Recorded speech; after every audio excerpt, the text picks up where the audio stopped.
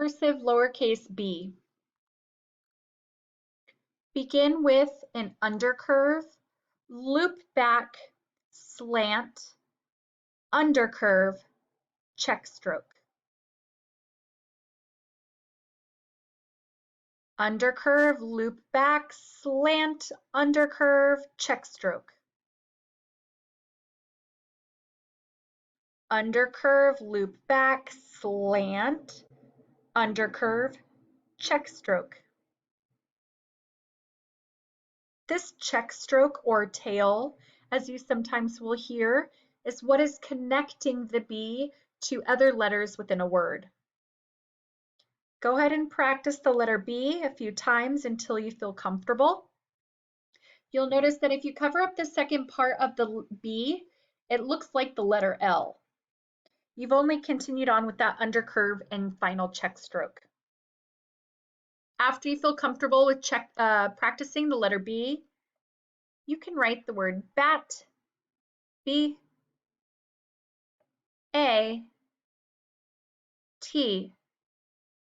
The check stroke goes directly into the arc of that A. Do not come back down.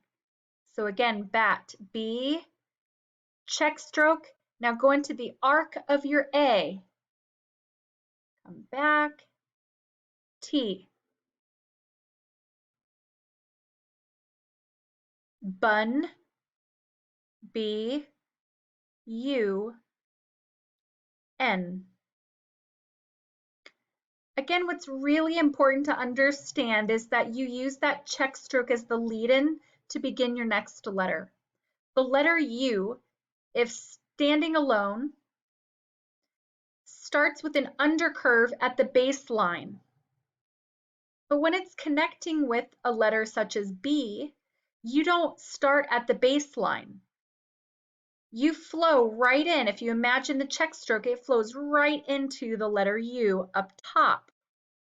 So again, bun, B, U, N. Can practice the word about, A, B, check stroke, straight into that O, U, T. Again, as I mentioned in the video with the O, you'll develop your own style. You'll notice here that I did the loop back. Then you have bottle, B, O, T, T, L, E. Come back and cross your T's.